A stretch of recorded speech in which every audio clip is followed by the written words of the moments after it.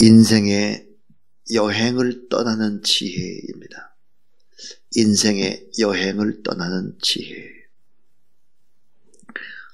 유명한 시인 가운데 정호승이라는 시인은 인생은 여행이다 그렇게 말했습니다. 인생은 여행과 같죠. 그런데 여행을 떠났다가 다시 돌아와야 그 여행은 완성이 되는 것이죠.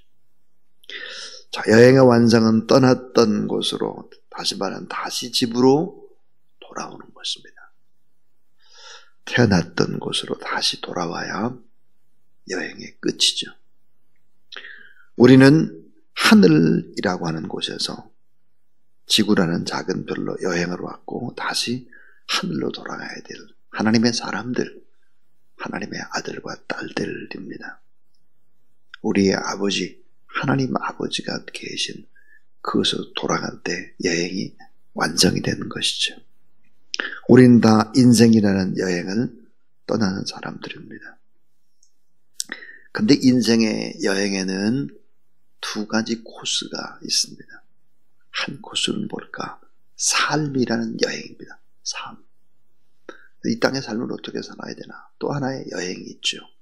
그것은 죽음이라는 여행입니다. 우리는 죽음을 통해서 우리의 고향으로 다시 돌아가기 때문이죠. 자, 여행의 두 가지 코스 가운데 오늘은 삶이라는 여행, 죽음이라는 여행은 다 함께 하고 삶이라는 여행에 대해서 말씀을 나누고자 합니다. 자, 삶이 여행이라면 무엇을 찾아서 무엇을 위해서 이 여행을 해야 될까 하는 것입니다. 자, 사람이 여행할 수 있는 것은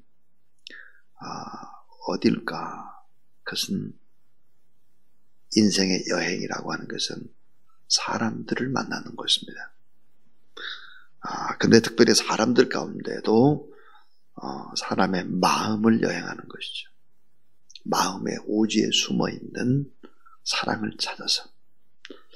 자, 인간의 마음 속에서 우리는 찾고자 하는 것이 사랑입니다. 그래서 사랑을 찾고 사랑을 만나고 그리고 사랑을 떠나는 그런 여행이 바로 삶이죠. 그러니까 사랑은 참으로 중요한 것입니다. 사랑.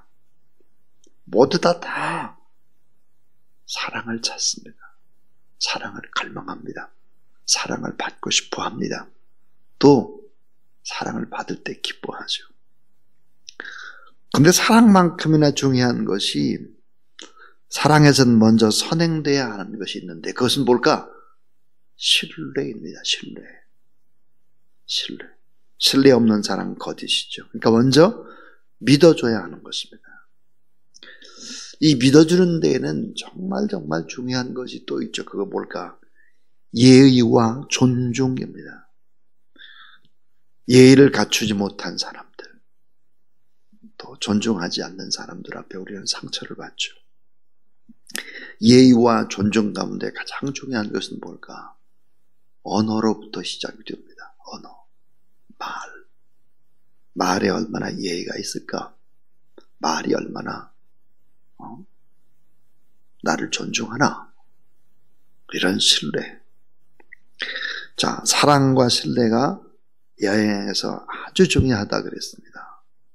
그러나 사랑을 끝까지 할 수 있고 끝까지 믿을 수 있는, 신뢰를 할 수 있는 요소가 또 하나 있습니다.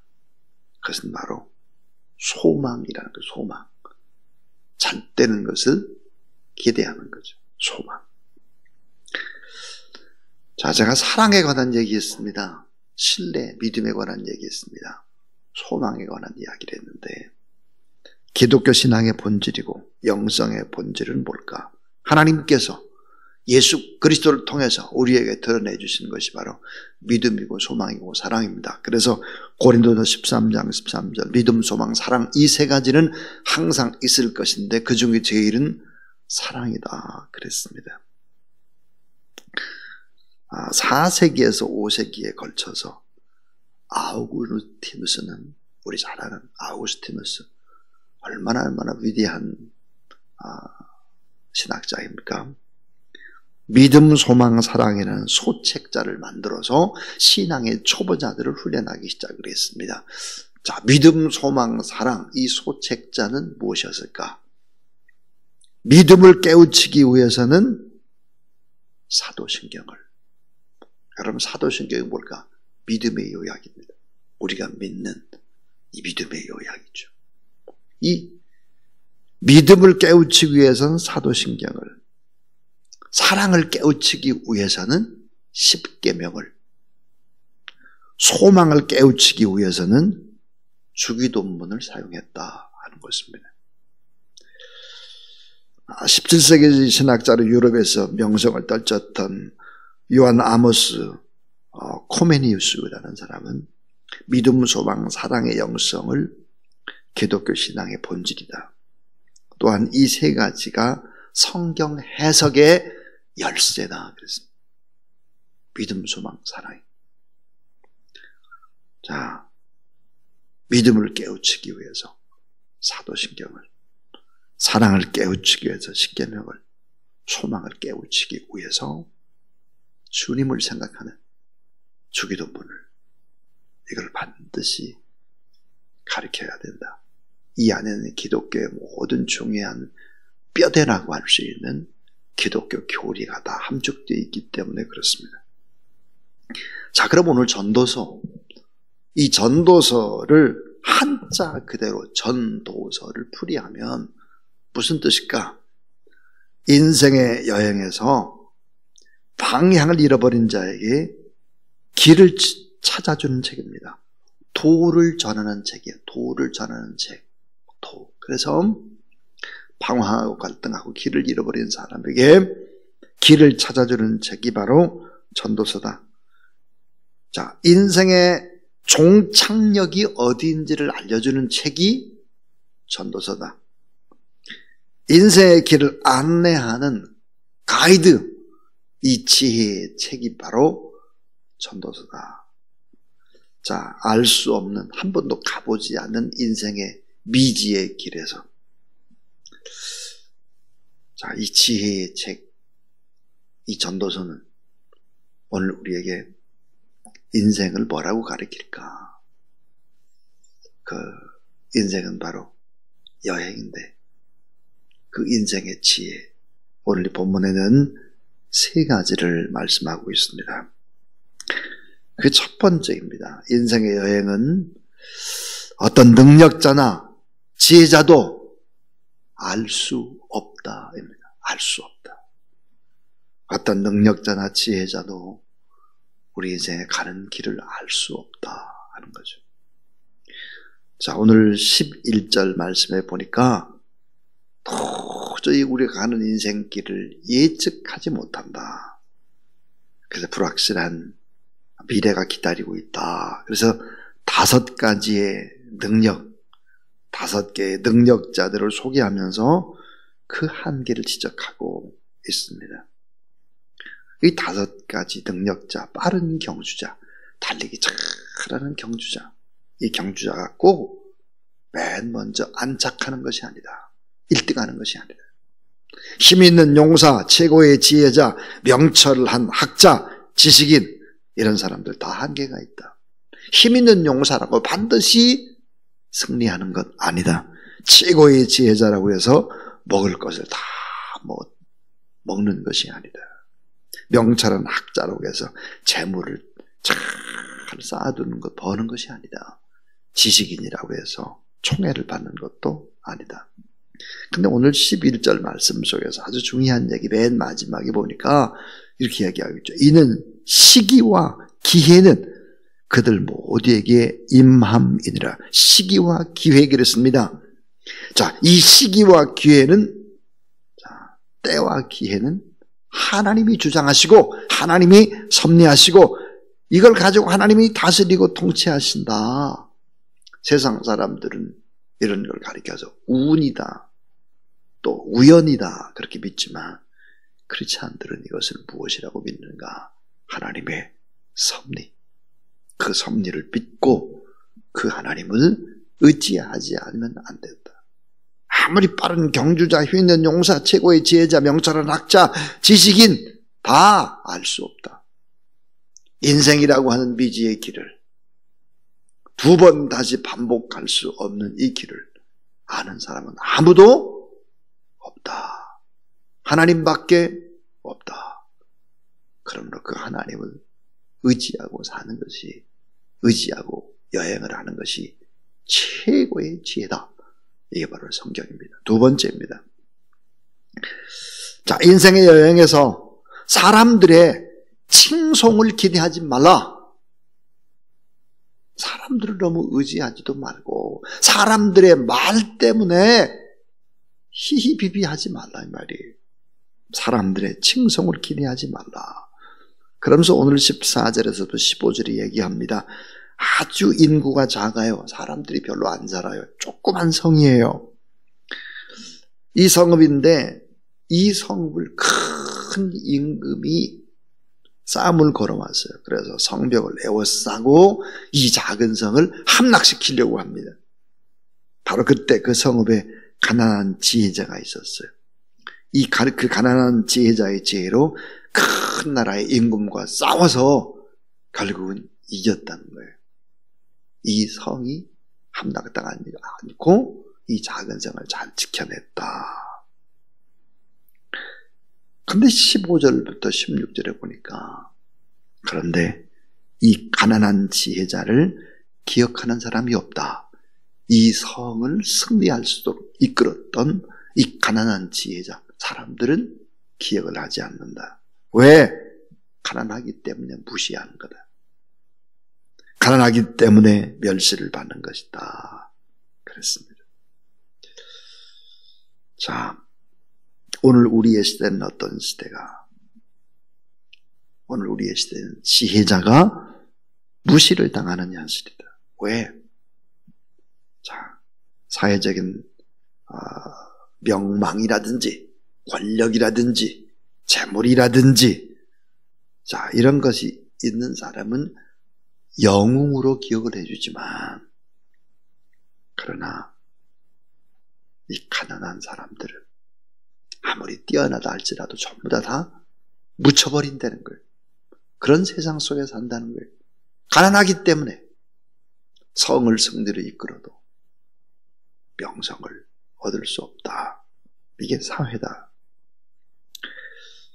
그러나 우리는 하나님 앞에서 어떻게 살아야 되는 것이 지혜자냐? 하나님 앞에서 공동체를 살리는 지혜자가 되라 하는 것입니다.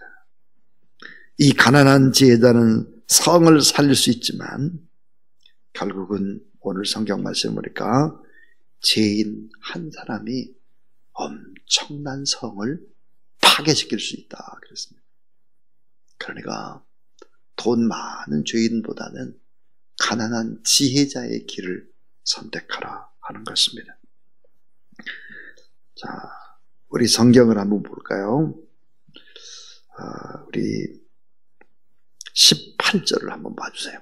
18절 한번 같이 읽어보죠. 시작. 지혜가 무기보다 나으니라. 그러나 죄인 한 사람이 많은 선을 무너지게 하느니라. 그러니까 이 죄인 한 사람이 성도 무너뜨리고 다 무너뜨린다. 우리는 이미 알고 있습니다. 이스라엘 백성들이 철옹성이라고 하는 여리고성, 그 여리고성에서 결국은 승리합니다. 이 여리고성을 한 바퀴, 2바퀴 돌고 마지막 7번째는 7바퀴를 돌았다. 여러분 성을 도는 것을 자세히 보면 이것은 바로 예배의 행위였습니다. 예배. 맨 먼저 찬양을 하고 나팔을 불고 이렇게 가고 제사장이 따라가고 그 뒤로 사람들이 가고 이런 게 다 뭐냐? 예배죠, 예배.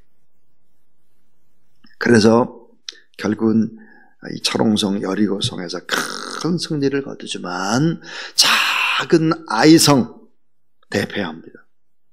왜 대패하나? 한 사람 때문입니다. 어떤 사람? 아간이라고 하는 죄인 한 사람 때문에 결국은 어때요? 엄청난 성 여리고는 함락시켜도 조그마한 아이성한테서는 아이성과의 싸움에서는 이스라엘이 대패를 하고 마는 것입니다. 그러니까 공동체를 살려내는 복이 될지라. 우리가 다 작고 연약하지만 우리는 예수 그리스도라는 분의 지혜를 가지고 있는 사람이다. 그래서 복이 될지라. 축복의 통로가 되라. 승리의 지혜자가 되라. 작은 지혜자가 되라. 그렇게 얘기를 하고 있습니다. 자, 인생의 여행에서 사람들의 칭송 너무 기대하지 말아라. 사람들이 막 잘한다고 할 때 우쭐하지 말아라.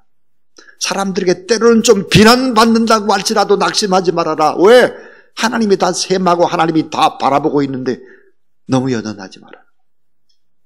그것이 인생의 여행에서 대단히 중요한 것이다.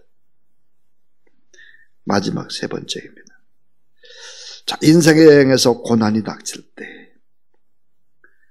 소망을 품고 오늘 최선을 다하라. 소망을 품고 최선을 다하는 거예요. 현실의 환경과 여건이 참 불평불만을 할 수밖에 없는 그런 상황, 어려움의 상황이라 할지라도 소망으로 미래를 생각하고 하나님의 지혜를 구하며 자신의 삶을 불태우는 열정으로 인생을 살아가야 된다. 하나님의 열심으로 인생을 살지 않으면 후회하게 된다 하는 것입니다. 인생의 여행에서 고난이 닥칠 때 소망을 품어라. 오늘 내 삶의 자리에서 정말 최선을 다해서 그렇게 그 길을 걸어가라 하는 것입니다. 자, 오늘 저는 인생의 여행을 떠나는 지혜. 자, 인생은 여행과 같다 그랬습니다.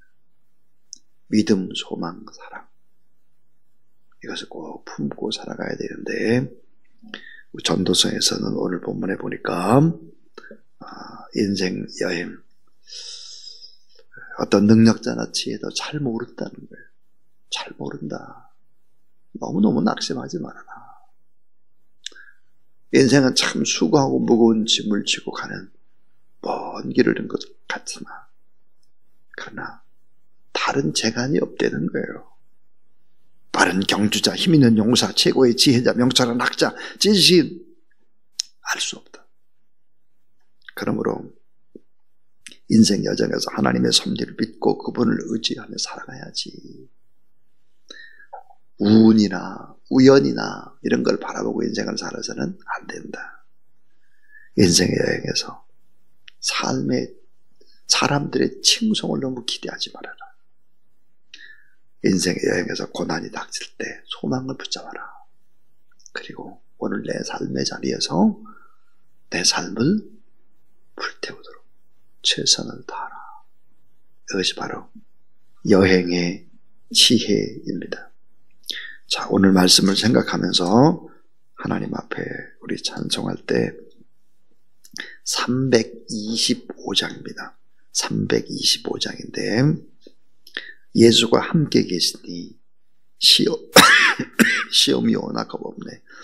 우리 325장 날마다 주를 섬기며 언제나 주를 기리고 그 사랑 안에 살면서 딴 길로 가지 맙시다. 325장입니다.